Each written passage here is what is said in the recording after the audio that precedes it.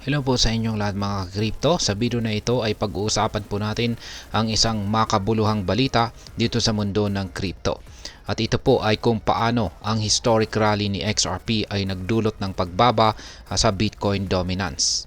Ano po ang ibig sabihin nito para sa kabuuang crypto market at paano po ito makakaapekto sa atin bilang mga Pinoy traders at investors. Kaya yan po ang siyang ating pag-uusapan sa video na ito. Pero bago po tayo magpatuloy, ay nais ko lamang po munang bigyang linaw ang aking disclaimer kung saan ang nilalaman po ng video na ito ay hindi po ito isang financial advice. For education and information purposes lamang po ang layunin nito. Ayan, umpisan po natin sa katanungan kung ano po ang Bitcoin dominance at bakit po ito mahalaga. Ang Bitcoin dominance ay isa po itong mahalagang metric sa crypto market. Ipinapakita po nito ang porsyento ng kabuuang market capitalization ng cryptocurrencies na kinakatawan ni Bitcoin. Sa madaling salita, ito po ang share ni Bitcoin kumpara sa ibang cryptocurrencies sa buong market. Nitong mga nakaraang linggo, bumaba po ang Bitcoin dominance ng halos 6%. Sa pagbaba nito, napansin ng mga eksperto na si XRP ang naging isa sa mga pangunahing dahilan kung saan ay nagkaroon po ito ng 3% surge sa sarili nitong dominance. Bagamat unti-unti na pong bumabawi ang Bitcoin dominance, ang pagbabagong ito ay nagbigay diin sa mga pagbabago sa liquidity trends ng crypto market. Ngayon ay paano po naging kakaiba ang pagtaas ni XRP? Sa pagitan po ng November 3 at saka December 3, lumipad po ang presyo ni XRP ng halos 500%. Kasabay po nito, lumago ang market capitalization nito mula $28.99 billion hanggang sa umabot po ito sa all-time high na $154.83 billion. Ang ganito pong pag-angat ni XRP ay nagdulot ng pagbaba sa Bitcoin dominance na umabot pa ng 52% bago unti-unting tumaas muli sa kasalukuyang 60%. Ang mahalagang punto po rito ay ang pag-angat ni XRP ay hindi po sumusunod sa traditional na pattern ng altcoins na kadalasang nakikisabay lamang sa galaw ni Bitcoin. Sa halip, lumikha si XRP ng sarili po nitong kwento sa market kung saan ay hinihikayat ng mataas na interes mula sa mga investors at independent adoption ng asset. Ngayon po ay ano po ang ibig sabihin ng altcoin season? Yan ngayon. Kahit na lumago si XRP ay hindi po ito nangangahulugan na nararanasan na natin ang tinatawag na altcoin season. Sa mga nakaraang cycles, ang altcoin season ay nangyayari kapag mas maraming altcoins ang nag-outperform kay Bitcoin. Pero ayon po sa founder ng CryptoQuant na si Ginoong Kiyang Ju, ayan po siya, kakaiba ang sitwasyon ngayon.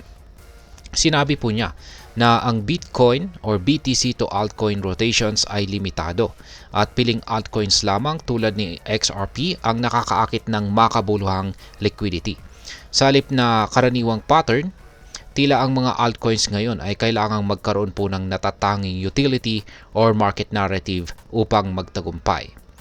Ngayon ay bakit nga ba limitado ang pag-ikot ng liquidity sa altcoins?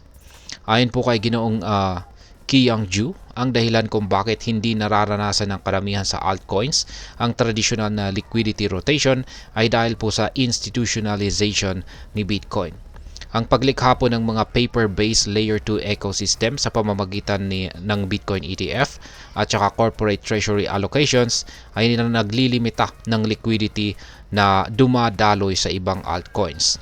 Dagdag pa rito, ang mga altcoins tulad po ng Celestia, Arbitrum, Polygon, dating Matic, Optimism, DYDX ay nag-post po ng higit sa 50% na pagkalugi sa kanilang year-to-date performance.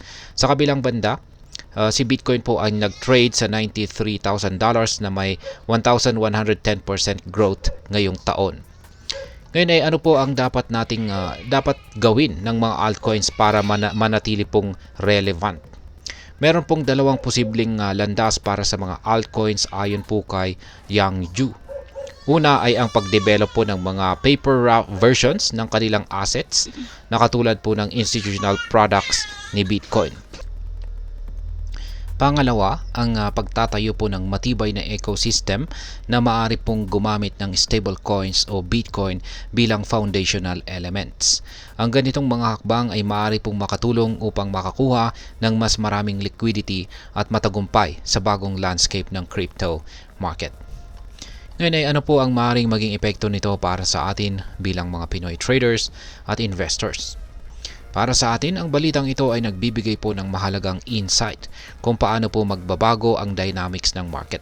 Ang tagumpay po ni XRP ay nagpapakita na hindi po sapat na umasa lamang kay Bitcoin.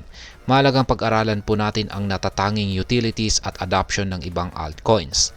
Gayunpaman, dapat ding maging maingat sa pagpasok sa mga altcoins na may mataas na volatility. Kung balak mo pong mag-invest kay XRP o sa ibang altcoins, siguraduhin na iintindihan mo po ang risk at saka fundamentals ng mga ito. Tandaan, ang tamang diskarte ay ang pag-diversify ng portfolio at ang pag-invest lamang ng kaya mong mawala.